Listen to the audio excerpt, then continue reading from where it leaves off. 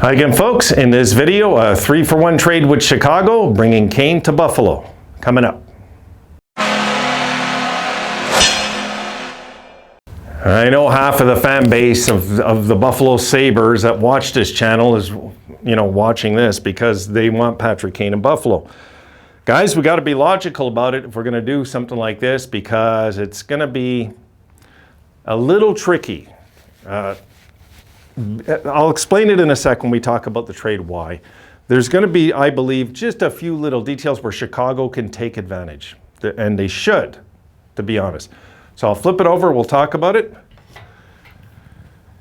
And this is what I got, folks, what I came up with tonight. I got Patrick Kane coming to Buffalo, 10.5 cap hit, which really doesn't bother us, let's face it. For Casey Mittelstadt, who's 2 years left at 2.5, Ryan Johnson, the rights to Ryan Johnson, and UPL. I threw UPL in there in a trade. So UPL goes. Now here's the tricky thing with Chicago, guys, because they're gonna want to get something back, because he signed his $4 million signing bonus. We get Kane at 10.5, but his salary this year, guys, is 2.9.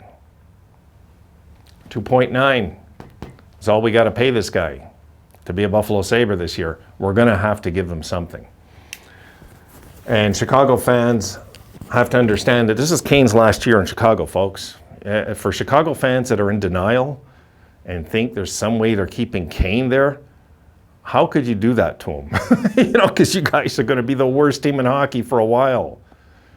We're going to see how dedicated, okay, and I'll do a video on it, their fan base is in this rebuild now. I'm going to be keeping a close eye, guys, on that fan base, because I'll tell you what, they're an original six franchise. There's no excuse not to be filling the building, no matter what. Montreal, doesn't matter. They'll fill the building here. Detroit will fill the building, no matter how bad they are. I could show you stats after stats after stats over the decades. Chicago is the one team that's guilty of that, of the original six, I'm saying. The Sabres this year, we were around 10,000, right, when it was all said and done. But this was the first year I've ever seen that in Buffalo. They were selling out at 97% under Pagula till last year. So let's be fair there. Now Chicago, before they won all their cups, guys, their attendance was bad, really bad.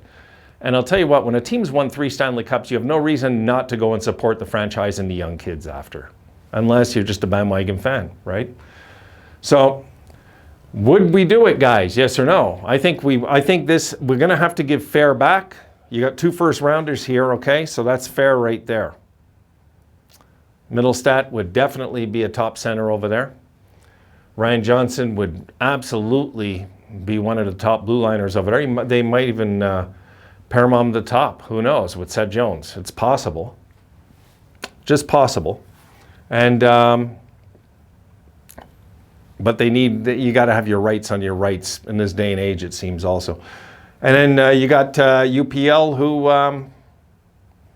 I don't know, guys. I just don't know about UPL anymore. We'll see. We'll see what he does this year, But if we can make this deal, I would do it, because this doesn't harm our plan. This helps it. This elevates it. Even getting Kane just for the 1 year and have that time to negotiate with him. Let him feel the dressing room. Let him feel the city. He already knows the city, but feel out the dressing room, the atmosphere, management, ownership, all of it. Let him get a good idea of what's going on in Buffalo and see if he wants to stay, and sign maybe 3 years after. Because if we could get him this year in particular, it doesn't matter the cap hit, guys. It doesn't matter. Comes off the books at the end of the year. It doesn't matter at all. Then we could call Arizona if we want and trade Ben Bishop over there, because they're going to need to hit the floor over there. So that can be figured out. So what do you think, guys? Yes or no? Mittelstadt, Ryan Johnson, UPL. I didn't want to throw any draft picks in there because that's overkill. It is. Patrick Kane's 33. He's not 28. He's 33. He has at best 4 years left, I'd say. 4 good years left. Maybe 5. Maybe. But he's a Hall of Famer. Hall of Fame players like this. Okay, now Patrick Kane will have to brush up, of course, on his defensive play coming to Buffalo. But we won't be getting him so much for that. And if we're letting some other guys get away with bad defensive play, we're going to let this guy freewheel in Buffalo. But I'm sure under our system, under Granato, he'll do really good. I really think so. I think he would do really good. We'd have to, again, we have to brush up on the defensive play with this guy, because he's been guilty of that. He has been, honestly speaking. So I think this is fair. If we give more than this, then we're stupid, I think, because it's already enough to get a guy that might only stay 1 year. There's always that chance. That's the gamble we're taking. The 10-5 hit doesn't matter really to Chicago if you think about it, guys. They're not trying to max their cap at all. They're trying to get assets back.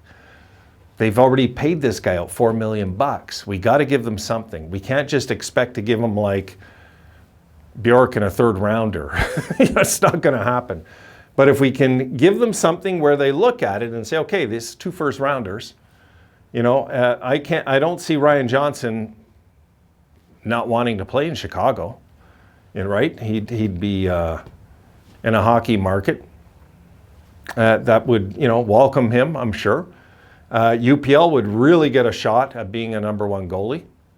And Middlestat would get a real shot at being a top centerman. I mean, this is not a bad thing for these guys either. And Patrick Kane coming to Buffalo, we'd be paying him $2.9 million for the year.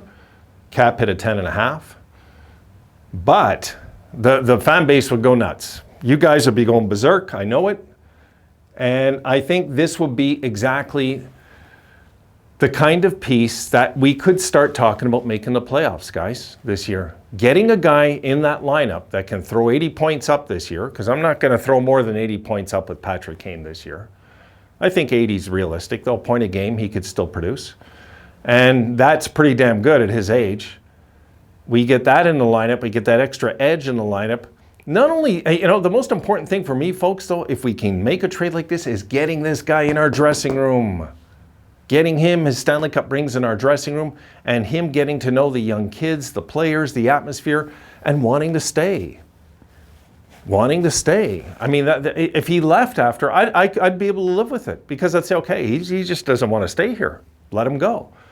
But what if he wants to stay? What if he plays a year and then he's very open-minded? He said, no, I want to stay in Buffalo. You see, we'll know in interviews. I mean, the guy's a veteran now. He's not going to just say one thing and do another. I doubt it. He'll most likely say, well, we'll see at the end of the year. That's when you know they're going. But if he says, oh yeah, I plan on staying, we'll know. Okay, so that is about the best trade I think I could come up with where I don't feel totally ripped off, because I don't think Ryan Johnson's going to stay. I don't think UPL is going to pan out, guys. I don't know. Maybe I'm wrong. He's looked okay in the small sample size in the NHL. He has looked okay. But my goodness, he gets hurt way too often. And Middlestat just doesn't seem to be working out. We'll see, okay? This guy especially, Casey this year, and UPL, if they don't step it up this year, we got to move them. We do. While they got worth, really. And Ryan Johnson, we're going to, worst case scenario, get a second round for anyway. We'll get the 64 pick. That's it. I got one more coming your way. See you then, guys.